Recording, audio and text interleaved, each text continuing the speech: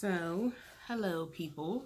I'm back for just an update on my transplant review. I had that this morning, and we talked about that earlier. And it was pretty much what I expected to be. And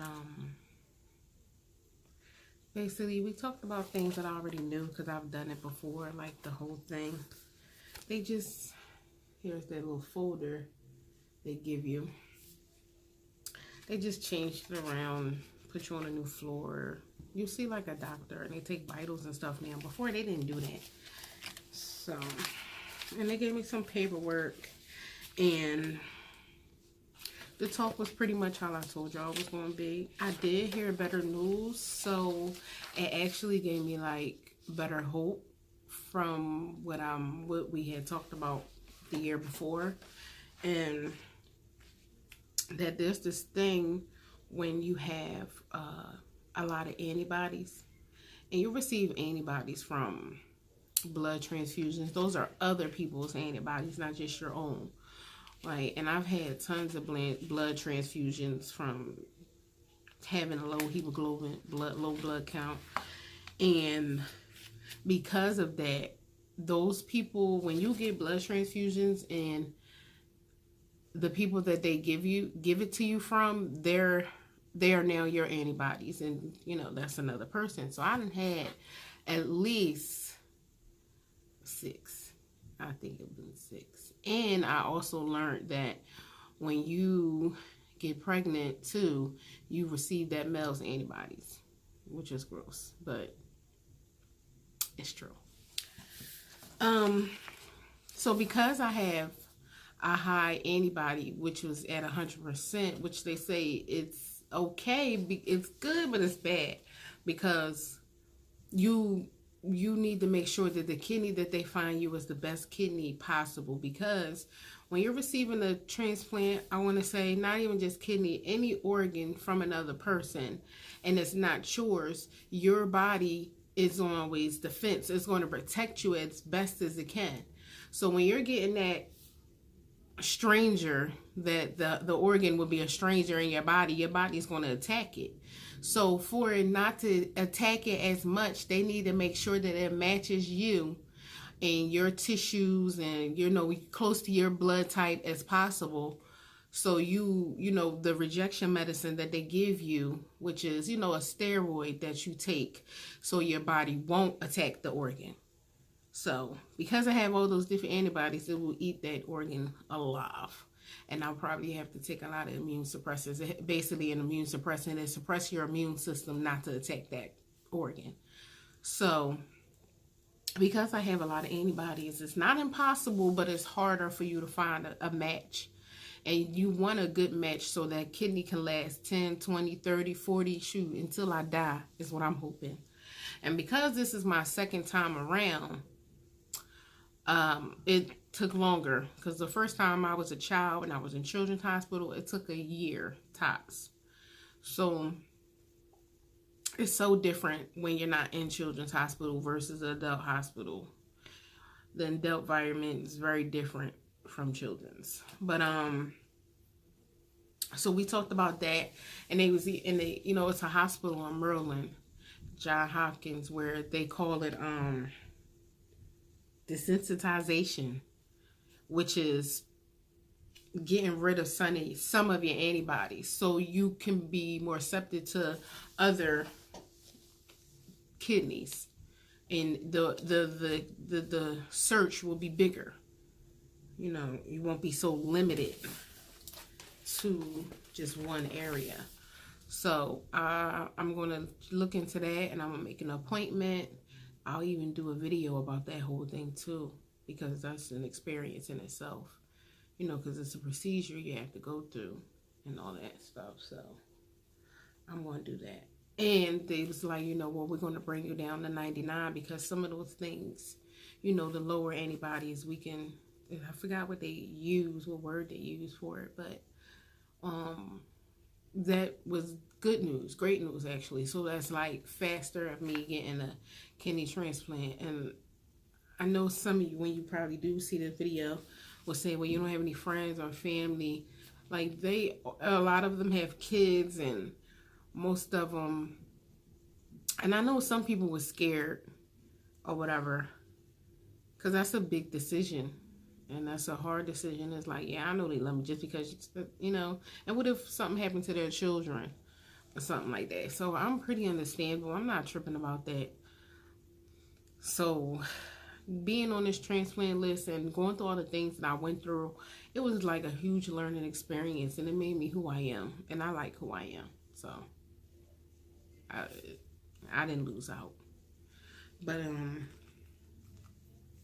yeah, so of course, I told y'all about the paperwork that we have to sign trying to choose a kidney. And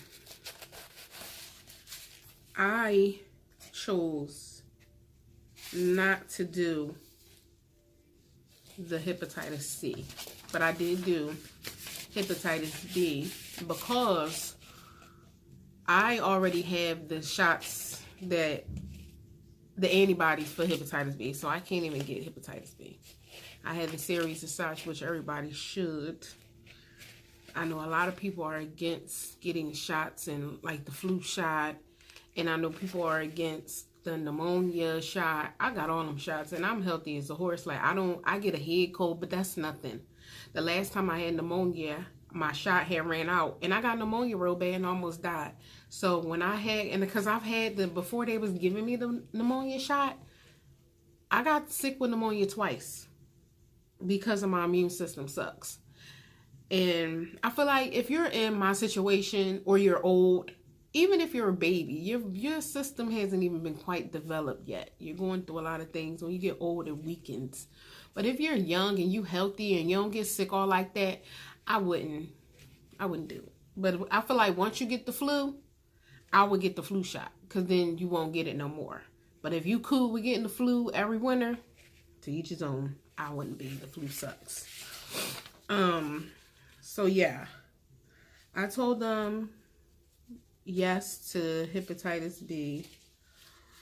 We talked about the risk of not hepatitis, I'm sorry, HIV. And we know it's a small window. So that was just something I had to think about. Why I had to think about it is because even receiving any transplant, you know what I mean? You could do tests on it and everything, just like they tell you when it comes to HIV. Even not being exposed to it, you got to get that shot 3-6 months, a year, and it lies dormant. Somebody can come up, test is negative of everything, and they won't find out until if you catch it.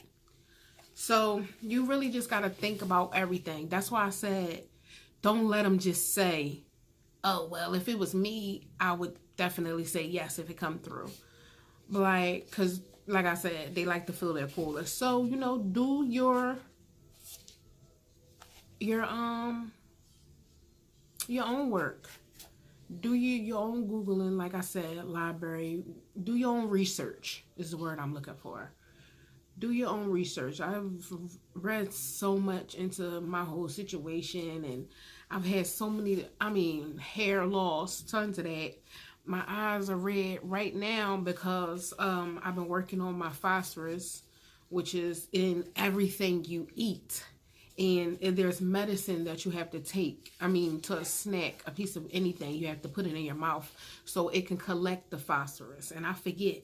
So my eyes are red and irritated, and they hurt and they itch because right now my phosphorus is high. So that's something I'm working on. I'm sore every day. I have the bone pain because also phosphorus and calcium, it all works together. It like pulls the calcium out of your bones and weakens it. So it's like, I just basically was telling them, I need it now because it's turning my body into an old lady. And, they're going to talk about me on Wednesday. That's what she was saying. They're going to have a meeting, their regular meeting, and my name is going to come up. So I said, listen, talk about me all day Wednesday. I can't wait. I might even peek in on Thursday because and then when you come in for this and you do your review, you better make sure your blood work up. You better get everything, have a list that they give you of things that they want you to do, because if you don't get on that list. And I checks in on them. I'm like, yeah, can I speak to such and such? What's her name? Jean. She's the transplant coordinator. I check in with her and make sure I'm up to date, because I don't want to hear no excuses about how, well, you didn't have this, so we didn't call you. Nope, I don't want to hear it. I be on top of them, and she know. So she, they're all excited for me, and I'm excited that they're excited because, they know more than I do. And I hope that it gets done. But anyway, I'm happy that it was a good outcome and not a sad one, because I remember the last time I was there, I had a meltdown. And I was just going through so much mentally. Like, I feel so good inside because I've been through so much emotional things, and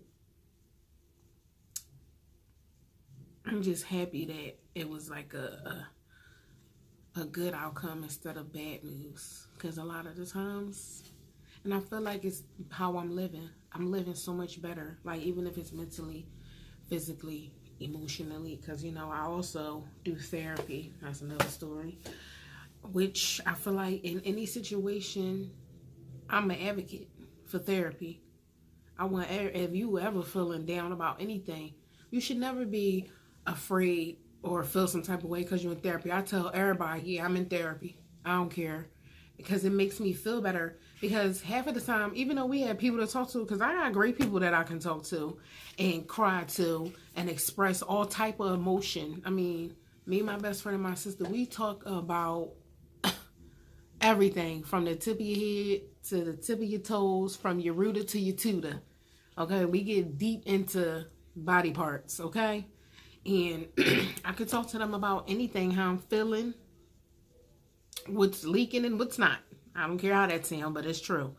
And the fact that, it's not that they're not good enough, it's the fact that talking to somebody that don't know you and can kind of guide you, because they don't know. They just there to hear you vent and listen and give you advice that they know, or tell you what's going to help you make you feel better or not, depending on the situation.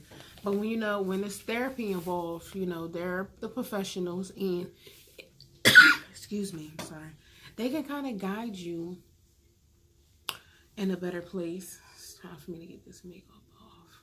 But yeah, they can kind of guide you in a better place and navigate through all that crap you throwing out at them. I had so much, but I'm a work in progress, and like I said, I like the person that I'm becoming and who I'm turning out to be. And it's just, I'm inviting you guys on that journey with me, and I'm excited. At first I was scared to start this stuff and like trying to figure out what it is that I wanted to put out there into the environment. If people do, become relatable and want to hear and know what I got going on, what did I wanted to put out there. So I kind of figured, let it all hang out. I'll keep a little bit to myself, but for the most part, let it all hang out.